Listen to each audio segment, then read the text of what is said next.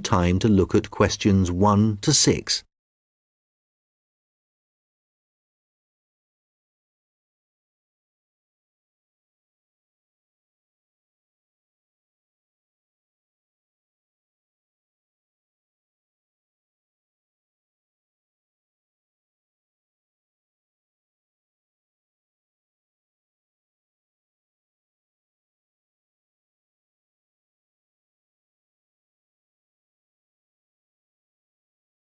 Good morning, Dave Smith speaking.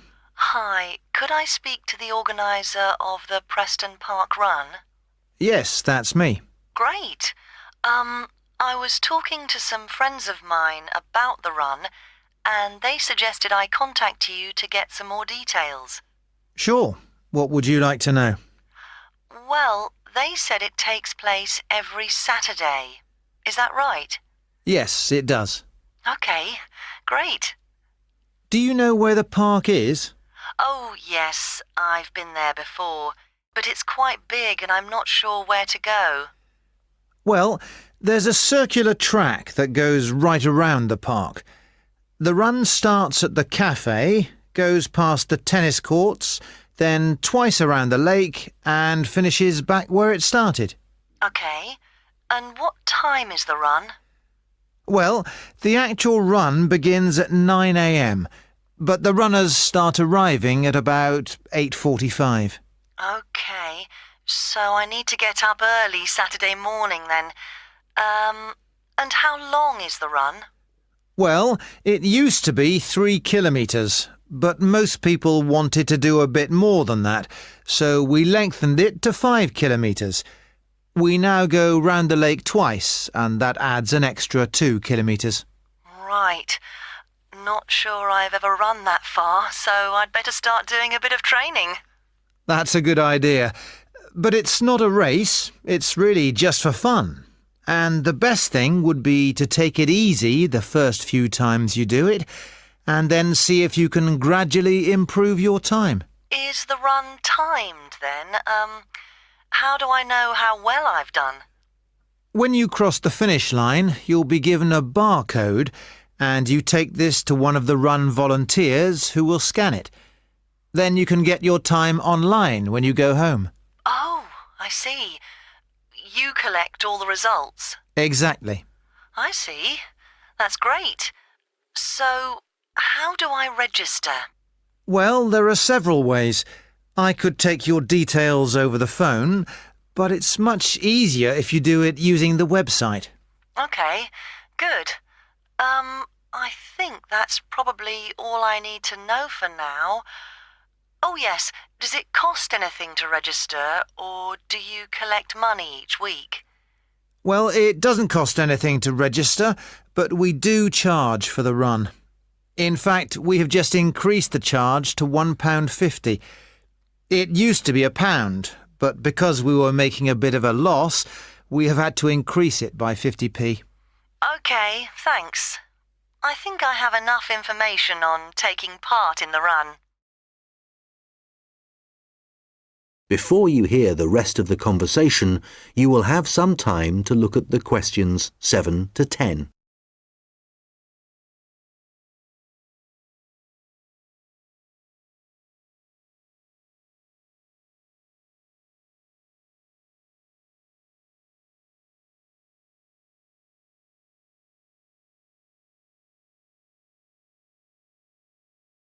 Now listen and answer questions 7 to 10.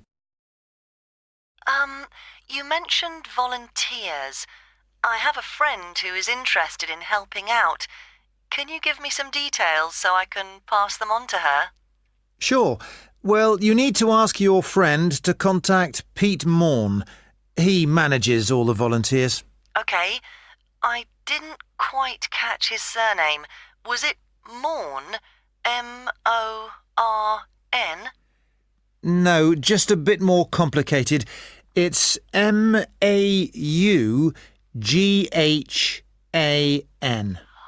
Right, thanks. And could you give me his phone number?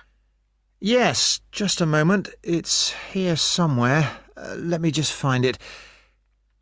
I've 2 numbers for him.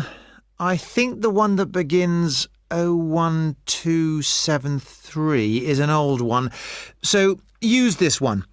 It's 01444 73290. OK, got that. Can you tell me anything about the volunteering? Like what kind of activities it involves? Sure. Well, we need volunteers for basic stuff like setting up the course. We have to do that before all the runners arrive. OK, so that's a really early start. Yes, that's right. But if your friend would prefer to arrive a bit later, she can also help with guiding the runners so they don't go the wrong way. I see. I believe you do a report on some of the races. Yes, that's right. In fact, we do a weekly report on each race, and we always try to illustrate it. OK. Well, my friend really likes taking photographs. She's just bought a new camera. Actually, that would be great. I don't know whether Pete has anyone to take photographs this week. Oh, I'll let her know. OK, good.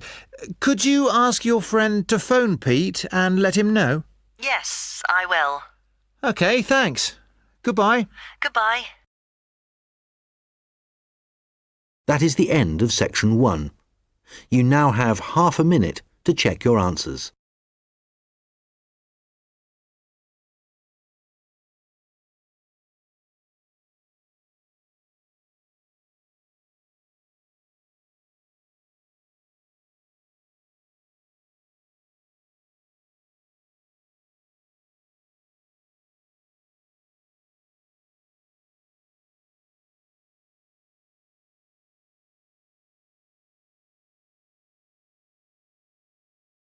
Now turn to section 2. Recording 40. You will hear a recorded message about a bus tour. First, you have some time to look at questions 11 to 14.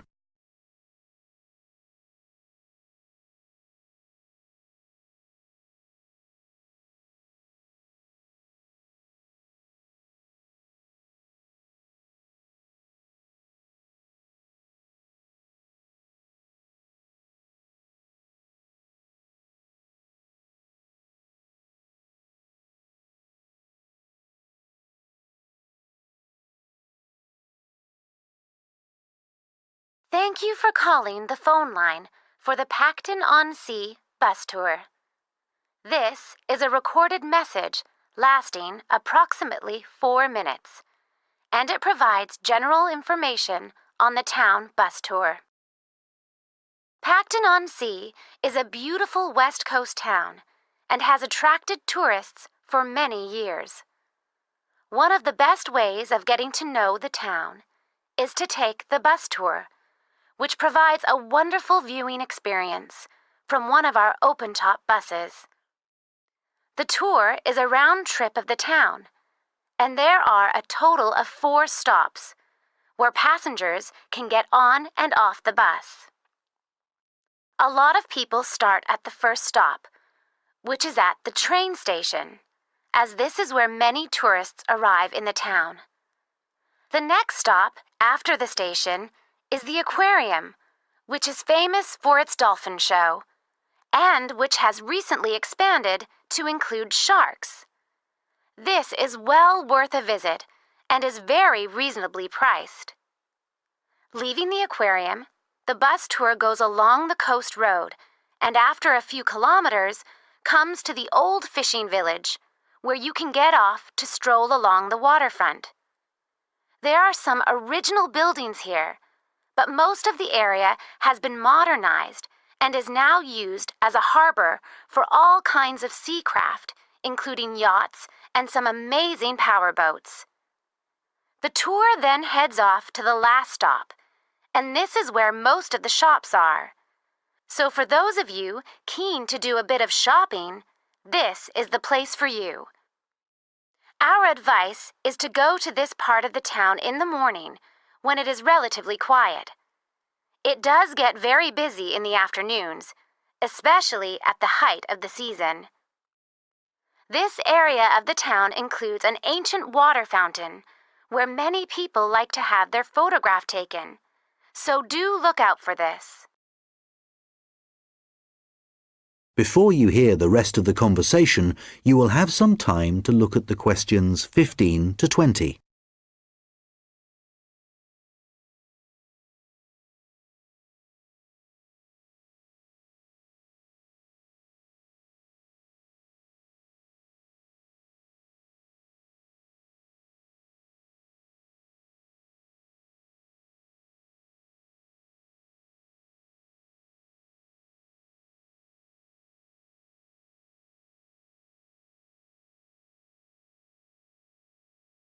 Now listen and answer questions 15 to 20. Now, some details of the costs and timings. A family ticket, which includes 2 adults and up to 3 children, costs $30. An adult ticket costs $15. Children under the age of 15 are $5, and student tickets are $10, as long as you have a student card. All tickets are valid for 24 hours, which means that you can get on and off the bus as many times as you like within a 24-hour period. So you could, for example, start the tour in the afternoon and complete it the following morning. The first bus of the day leaves the station at 10 a.m., and the last one of the day leaves at 6 p.m. Buses leave every 30 minutes, and each tour takes a total of 50 minutes. There are many attractions at each of the stops, so wherever you get off the bus, there will be plenty to do. The bus tour tickets do not include entrance to any of these attractions apart from the museum, which is located near the aquarium. Some buses have local guides who will point out places of interest and will provide information on the town. However, we cannot guarantee that every bus will have a guide, and so we also have an audio commentary that has been specially recorded for the bus tour by the tourist office. Headphones are available on the bus, and these are easy to operate. There is no extra charge for these. Just plug in, select the required language, and adjust the volume. Due to the winter months being rather cold and wet in Pacton-on-Sea, the bus tours only operate from March to September.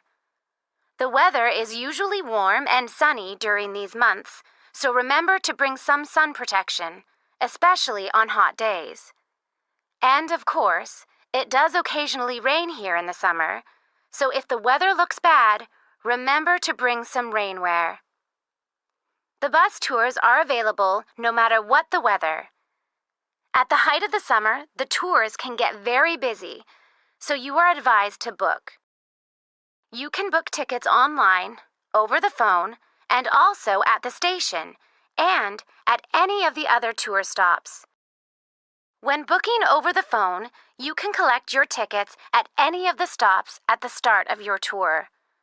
When you do it online, you can print your e-ticket, which you must remember to bring with you. Thank you for calling the Pacton-on-Sea phone line, and we look forward to seeing you soon on one of our tour buses. That is the end of section 2.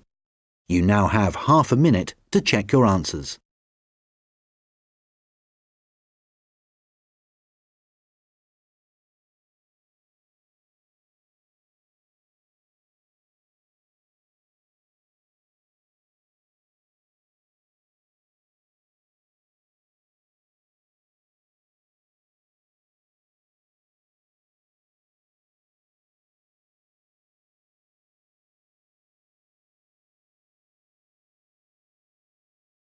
Now turn to section 3. Recording 41. You will hear a conversation between an admissions officer and a manager from the university's technologies department. First, you have some time to look at questions 21 to 26.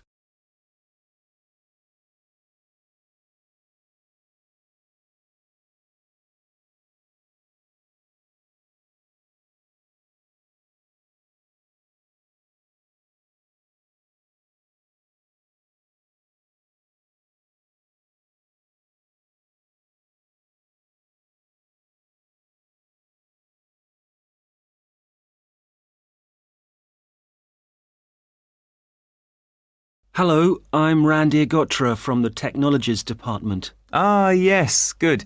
I'm Dave Hadley. Thanks for coming to see me. That's okay. I believe you want us to do some work for you. Yes, that's right.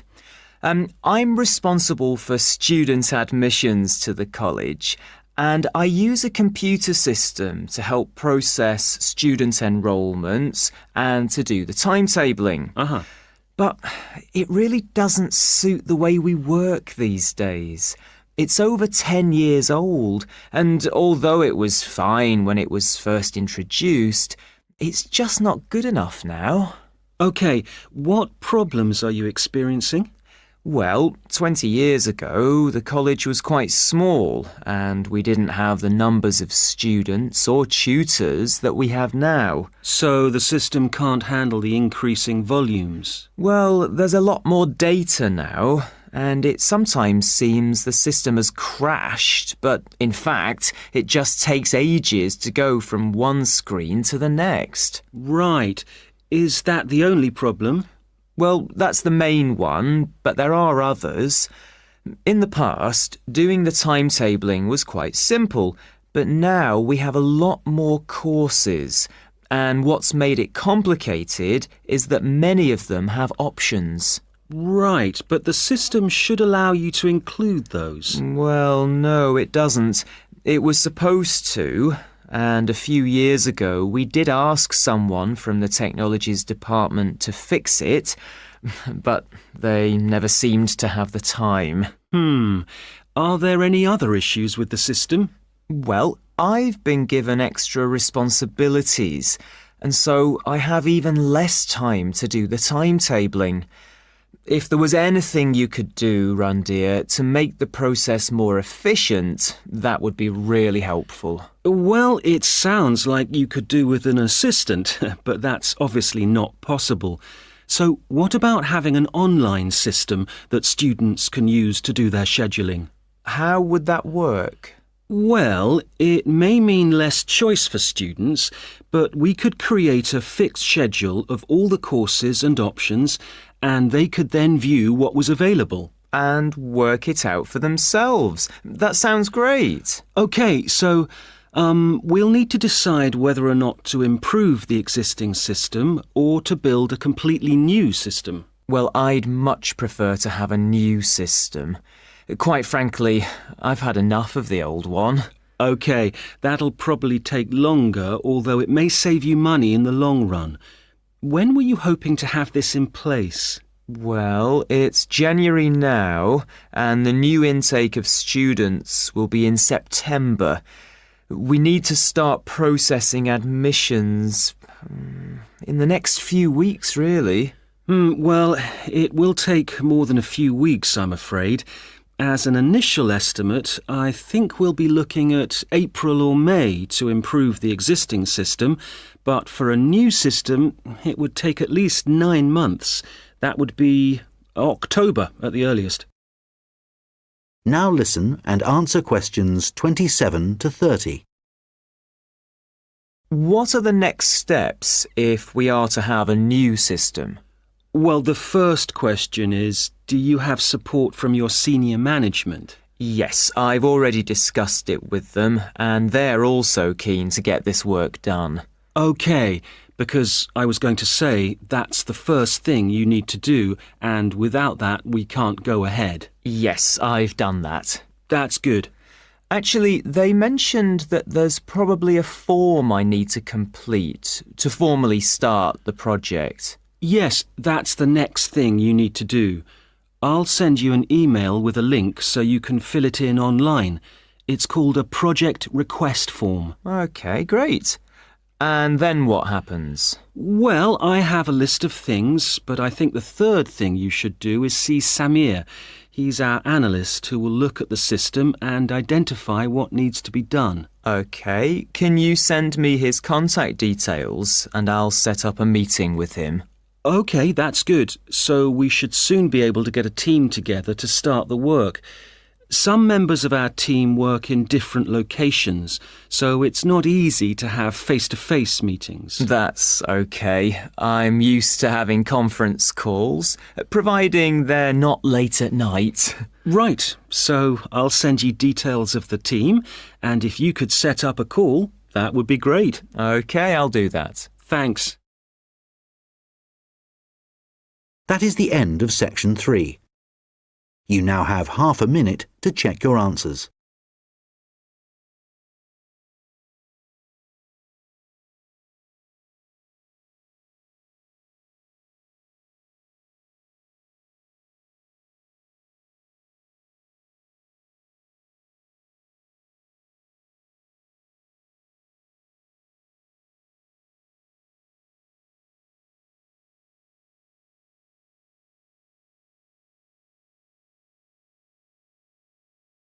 Now turn to section 4. Recording 42. You will hear a lecture about how the production of ceramics, such as plates, pots and glass, first began.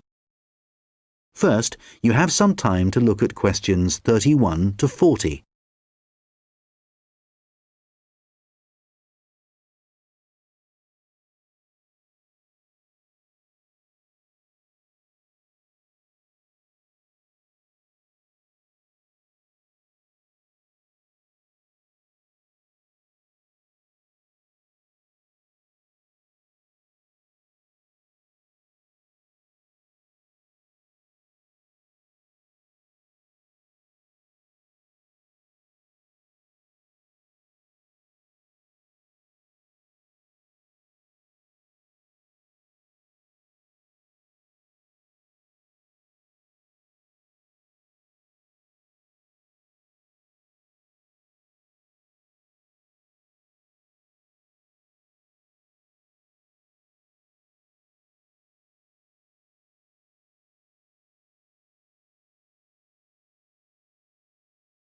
Now listen carefully and answer questions 31 to 40.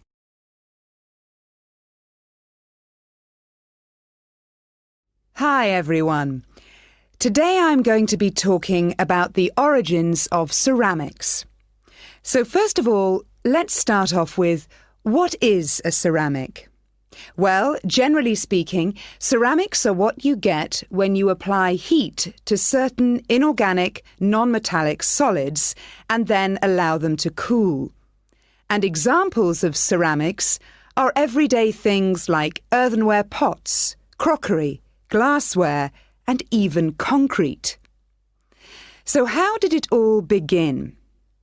Well, it all started around 29,000 years ago, when humans discovered that if you dig up some soft clay from the ground, mould it into a shape, and then heat it up to a very high temperature, when it cools, the clay has been transformed into something hard and rigid. And so what did those first humans do with their discovery? Well, they created figurines, which were small statues and which depicted animals or gods or any shape that the clay could be moulded into. And all this activity was centred around southern Europe, where there is also evidence of ceramics that were created much later. The early humans also found a practical use for their discovery, such as storing things like grain, although there were drawbacks. The pots were porous, so that although they could carry water in them, it wasn't possible to store it over a long period. And also they were quite brittle and shattered very easily if they were dropped. But despite these problems, it was many thousands of years before there were any improvements. In China, at around 200 BC, they discovered that by adding minerals to the clay, they could improve both the appearance and the strength of the ceramics. But it took nearly 1,000 years before they perfected the process to produce high-quality ceramics known as porcelain. And once they had perfected the process, they kept it a secret for another 1,000 years. Compared to the first ceramics, porcelain was lighter, finer, harder, and whiter, and became an important commodity in China's trading with the rest of the world for hundreds of years. In fact, it became so valuable that it was known as white gold, and spies were sent to China to discover what they did to the clay to produce such high-quality merchandise. It wasn't until the 18th century that the secret began to unravel. A German alchemist called Johann Friedrich Böttger was asked by the king to make gold out of lead. Unfortunately, Böttger failed to achieve this and soon gave up. But in order to please the king, he attempted to make high-quality porcelain. And after many years of experimentation, he discovered that by adding quartz and a material called China stone to very high-quality clay, he managed to get the same results that the Chinese had been achieving for the last 1,000 years.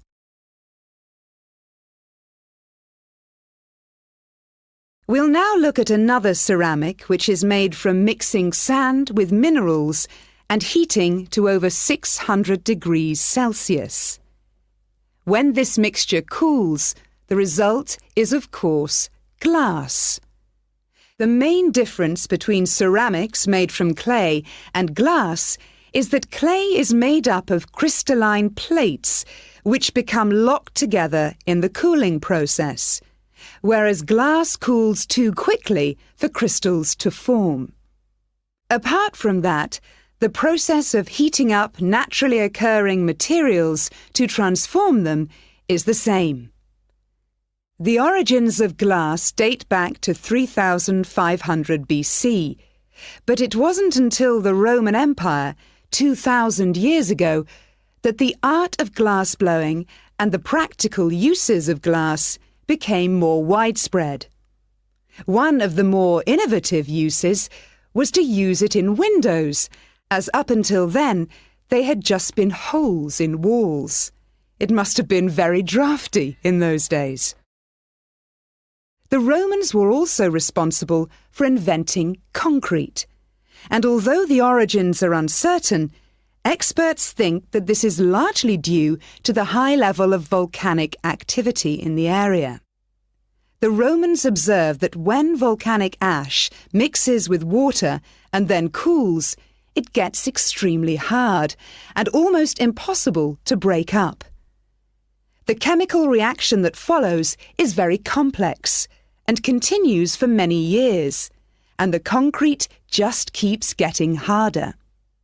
Evidence of this are the numerous Roman remains that are still standing, many of which are almost completely intact. One of the most important facts about concrete for the Romans was that it can be created underwater. As the Roman Empire grew, the Romans needed to take control of the seas, and for this they needed to build harbours capable of holding a fleet of ships. Pouring concrete mixture into the sea immediately started the hardening process, and rather than just dissolving in the mass of water, the substance was tough and long-lasting.